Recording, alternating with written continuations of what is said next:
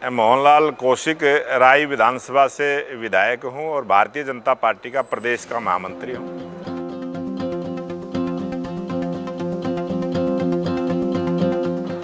ये हरियाणा प्रदेश में सोनीपत ज़िले का राय विधानसभा क्षेत्र है, जो उत्तर प्रदेश, दिल्ली और हरियाणा तीन प्रांतों की संगम की ये विधानसभा है और पूरी तरह से ग्रामीण विधानसभा है। इसमें 72 गांव आते हैं और एक नगरपालिका पहली बार कुंडली के नाम से अभी जस्ट बनी है मेरे विधायक बनने के बाद। बाकी पूरा रूरल एरिया है और इसमें एजुकेशन सिटी भी है, इसमें इंडस्ट्रियल एरिया भी बहुत बड़ा है और नए नए जो किसान नई तकनीक से खेती करते हैं ऐसे किसानों का भी एक बड़ा एरिया है। बहुत जागरूक विधानसभा है और दिल्ली के नज़दीक है, एनसीआर का एरिया है, तो बहुत ही अच्छी विधानसभा है। नई डेवलपमेंट के काम बहुत ज़्यादा तेज़ गति से चले हुए हैं और मेरी विधानसभा में नेशनल हाईवे 44 से केजीपी, केएमपी, 334B और ग्रीन एक्सप्रेसवे, इस प्रकार से 5 नेशनल हाईवे राय विधानसभा से गुजरते हैं।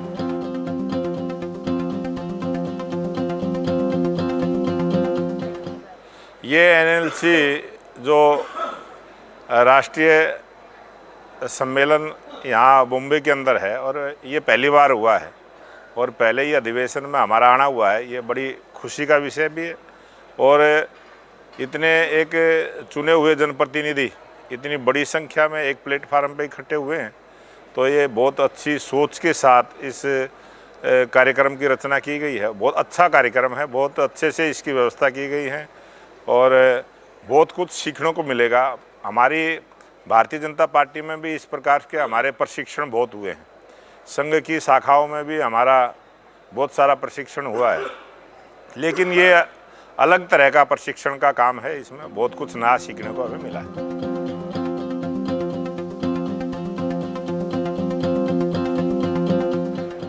हमारे यहाँ जो विधानसभा है उसमें जो लोगों की अपेक्षाएं हैं कि जो आज के युग में तेज़ गति से विकास पूरे देश का हुआ है और राय विधानसभा दिल्ली के साथ लगती है, तो जो नई जनरेशन है उनकी नई नई सोच, उनकी सोच के अनुसार विकास के काम हो और जब उनकी सोच के अनुसार काम होते हैं तो वो चाहते हैं कि हमारे गांव शहर से बढ़िया फैसिलिटी के हों।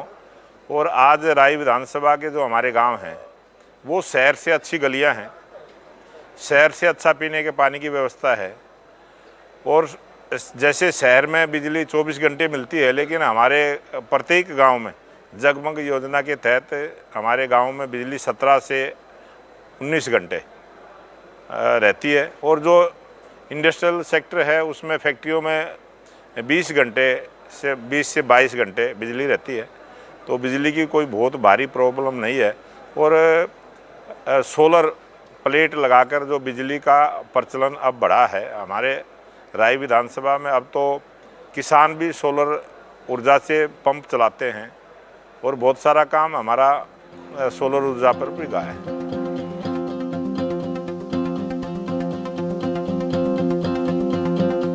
हाँ, मैंने पहला इलेक्शन 2000 में जिला परिषद का लड़ा था और उसके बाद विधानसभा का इलेक्शन लड़ने का मौका पार्टी की तरफ से 2019 में मिला है। मैंने 2 चुनाव लड़े हैं, मैंने दोनों जीते हैं। दोनों चुनाव कमल के फूल पर लड़े हैं, भारतीय जनता पार्टी के कार्यकर्ता के रूप में काम किया है और बहुत लंबे समय से 1987 से भारतीय जनता पार्टी के संगठन में काम करना शुरू हुआ और लगातार संगठन में अनेक पदों पर रहा हूँ, भारतीय जनता पार्टी के अनेक पदों पर रहा हूँ और आज प्रदेश के महामंत्री की जिम्मेवारी है।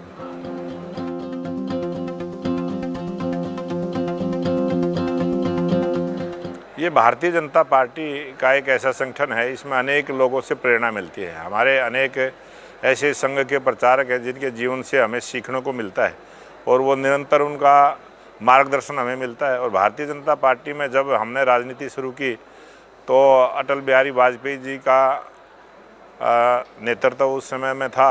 आडवाणी जी, अटल जी की जोड़ी हमारी काम करती थी। उसके बाद समय ने करवट ली और अब अमित शाह जी का और नरेंद्र मोदी जी के प्रभाव से पार्टी आगे बढ़ी है। आज हमारे राष्ट्रीय अध्यक्ष जगत प्रकाश नड्डा जी हैं और हम उनके नेतृत्व में काम करते हैं। और देश के लोकप्रिय प्रधानमंत्री नरेंद्र मोदी जी के जीवन से, उनकी कार्यशैली से भारतीय जनता पार्टी के तमाम सभी कार्यकर्ताओं को बहुत कुछ सीखने को मिलता है, बहुत सारी एनर्जी उनसे मिलती है।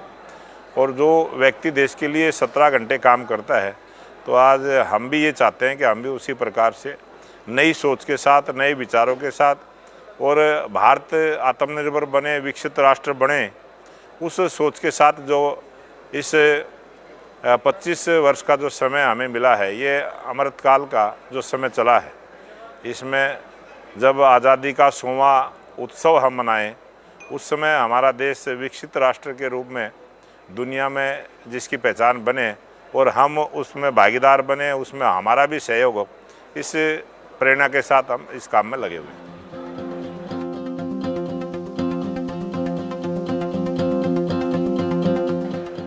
ये भारत दुनिया का एक ऐसा देश है जिसने पूरी दुनिया को बहुत कुछ सिखाने का और सीखने का मौका दिया है।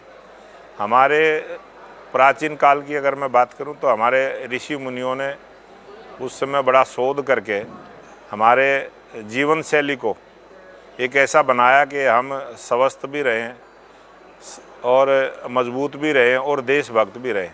और शुरू से ही राष्ट्रभक्ति का जो हमें पाठ पढ़ाया जाता है, वो राष्ट्रभक्ति जो हमारे खून में कूट कर भरी हुई है, वो राष्ट्रभक्ति की प्रेरणा से हमें बहुत कुछ सीखने को मिलता है। और पूरी दुनिया के जो देश हैं, इतने बड़े लोकतंत्र की जो व्यवस्था है, दुनिया का आज जनसंख्या की दृष्टि से आज हमारा पहला नंबर है। और उस भाव के साथ ये जो पॉपुलेशन है देश की, यही हमारी ताकत है। और इस ताकत को प्रयोग में करते हुए हम आगे बढ़ेंगे और देश को नया रास्ता दिखाएंगे।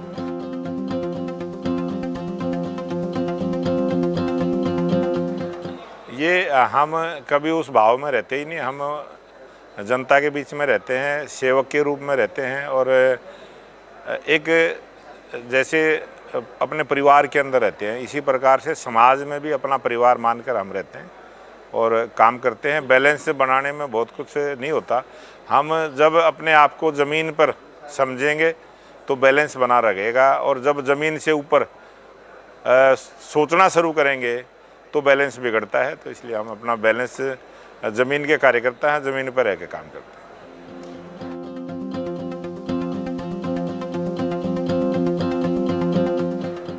आज जिस प्रकार से विधायक के रूप में जो जनता ने आशीर्वाद दिया है, और बहुत वर्षों से एक इच्छा थी कि हम भी सरकार में भागीदार बन के और जनता की सेवा करें, अच्छे से उस काम को कर रहे हैं। हम चाहते हैं कि आगे चलकर भी जो भी समय मिले, हम जनता के बीच में रह के जनता की सेवा करते हैं।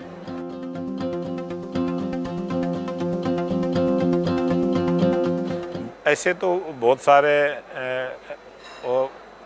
बातें रहती हैं, और आज तक जो भी आदमी कोई बात कहता है, वो अपने अनुभव के आधार पर कहता है, और प्रत्येक बात से, प्रत्येक व्यक्ति से कुछ न कुछ सीखने को मिल ही जाता है।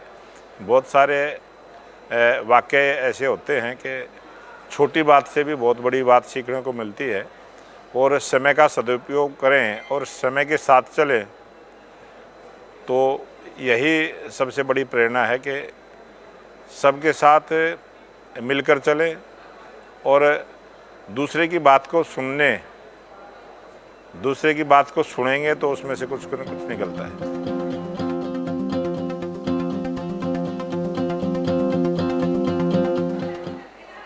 मैं अपने देश के युवाओं से अपील करूंगा कि आज जो सबसे बड़ा चैलेंज है कि वो एक देश के अच्छे नागरिक कैसे बने और एक अपने समाज के साथ मिलकर कैसे आगे बढ़े।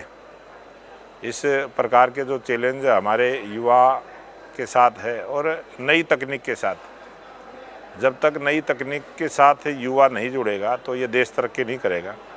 तो नए विचारों के साथ जिस प्रकार की आज दुनिया में ज़रूरत है जिस काम की, उस काम की तरफ अगर हमारा देश का युवा बढ़ेगा तो ये जो आज बेरोज़गारी की समस्या है और इससे हम ले सकते हैं। और जो मोदी जी ने जब कोरोना काल में एक वाकया कहा था कि भाई किसी भी मुसीबत से बहुत कुछ सीख लेना चाहिए, कोरोना से भी देश के लोगों ने बहुत कुछ सीखा है। तो जब भी कोई आपदा आए तो उससे कुछ न कुछ सीख कर आगे बढ़ें, यही युवाओं से निवेदन करूँ।